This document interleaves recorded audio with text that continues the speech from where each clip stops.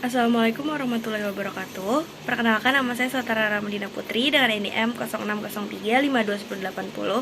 Di sini saya akan menjelaskan psikologi humanistik, yaitu tokoh Aldous Huxley dan Charlotte Buchler.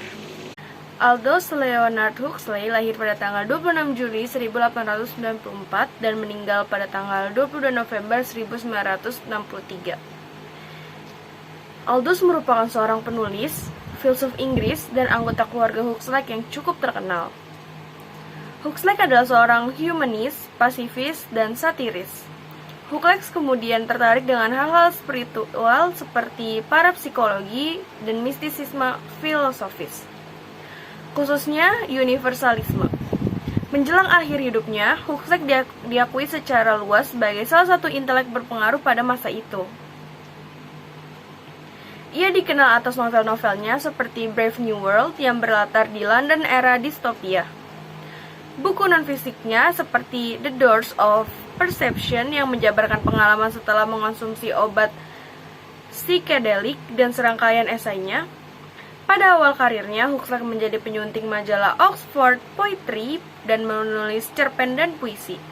Ia kemudian menulis catatan perjalanan, cerita, dan naskah film. Ia menghabiskan separuh akhir hidupnya di Los Angeles, Amerika Serikat sejak 1937 sampai meninggal dunia. Pada tahun 1962, setahun sebelum meninggal, ia diangkat sebagai Companion of Literature oleh Local Society of Literature. Manusia memiliki banyak potensi yang selama ini banyak terpendam dan disia-siakan. Pendidikan diharapkan mampu membantu manusia dalam mengembangkan potensi-potensi tersebut. Oleh karena itu, kurikulum dalam proses pendidikan harus berorientasi pada pengembangan potensi, dan ini melibatkan semua pihak seperti guru, murid, maupun para pemerhati ataupun peneliti dan perencana pendidikan. Huxley Robert 1975 menekankan adanya pendidikan nonverbal yang harus diajarkan kepada siswa. Pendidikan nonverbal bukan terwujud pelajaran senam, sepak bola, bernyanyi, ataupun menari, melainkan hal-hal yang bersifat di luar materi pembelajaran dengan tujuan menumbuhkan kesadaran seseorang. Proses pendidikan nonverbal sejatinya dimulai dari usia dini sampai tingkat tinggi. Betapapun agar seseorang bisa mengetahui makna hidup dalam kehidupan nyata, mereka harus membekali dirinya dengan suatu kebijakan hidup, kreativitas, dan mewujudkannya dengan langkah-langkah yang bijaksana. Dengan cara ini, seseorang akan mendapatkan yang nikmat dan penuh arti. Berbekal pendidikan nonverbal, seseorang akan memiliki banyak strategi untuk lebih tenang dalam menapaki hidup karena lebih memiliki kemampuan untuk menghargai setiap pengalaman hidupnya dengan lebih menarik. Akhirnya, apabila setiap manusia memiliki kemampuan ini, akan menjadi sumbangan yang berarti bagi kehidupan moral dan kebudayaan manusia.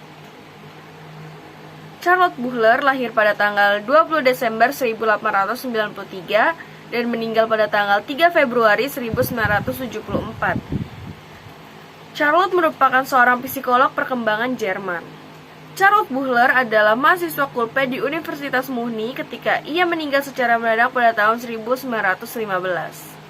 Sebagai cendekiawan muda, Karl Buchler yang bertugas sebagai dokter tentara di pasukan Jerman pada awal Perang Dunia Pertama, datang ke Muni untuk membimbing para mahasiswa pasca sarjana Kulpe. Charlotte dan Karl menikah pada tahun 1916 dan 2 tahun kemudian ia meraih gelar PhD. Pasangan Buchler tersebut berkontribusi bagi semakin meningkatnya reputasi psikologi dalam atmosfer intelektual yang menggairahkan di Wina di masa antara dua perang dunia.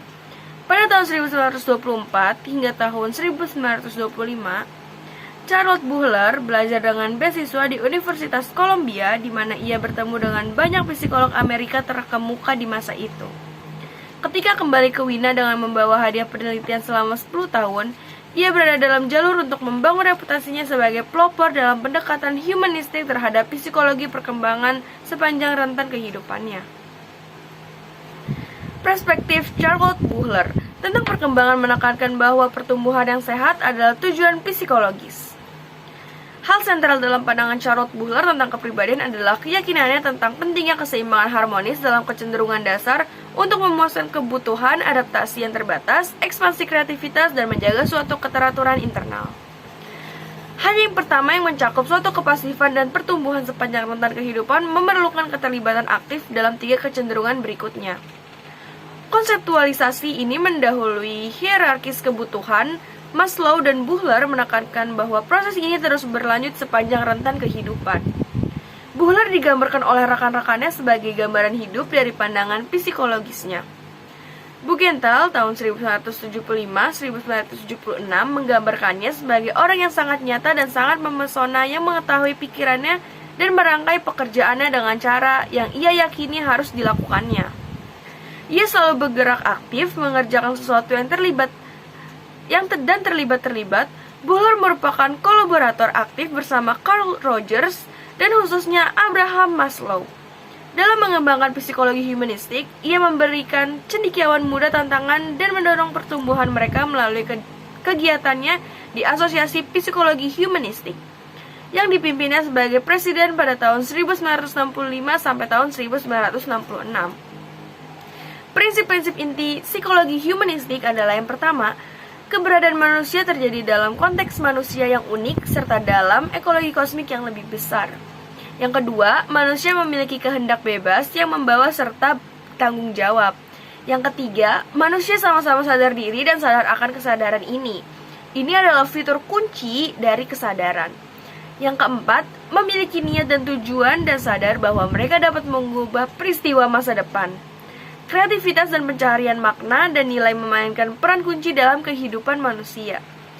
Dan yang terakhir yaitu yang kelima, manusia lebih besar dari jumlah bagian-bagiannya. Psikologi humanistik adalah filosofi yang secara eksplisit anti-reproduksionis. Teori Charlotte Buhrer terhadap perkembangan psikologi. Tahapan perkembangan individu menurut Buhler. Ada fase pertama yaitu usia 0-15 tahun. Perkembangannya, pertumbuhan biologis progresif anak di rumah hidup berpusat pada kepentingan yang sempit, sekolah, dan keluarga. Fase yang kedua yaitu pada usia 16-27 tahun, yaitu pertumbuhan biologis lanjut, kedewasaan seksual, perluasan aktivitas, penentuan diri, meninggalkan keluarga, memasuki kegiatan independen dan relasi personal. Fase yang ketiga yaitu 28 tahun sampai 47 tahun, stabilitas biologis, periode pencak dari pekerjaan profesional dan kreatif, banyak hubungan periode yang lebih baik fase 4 yaitu pada umur 48 sampai 62, personal dan sosial. Fase yang keempat pada umur 49 tahun sampai 62 tahun. Kehilangan fungsi produktif, penurunan kemampuan, penurunan dalam aktivitas, kehilangan personal, keluarga, ekonomi. Transisi ke fase ini ditandai oleh krisis psikologis, periode introspeksi.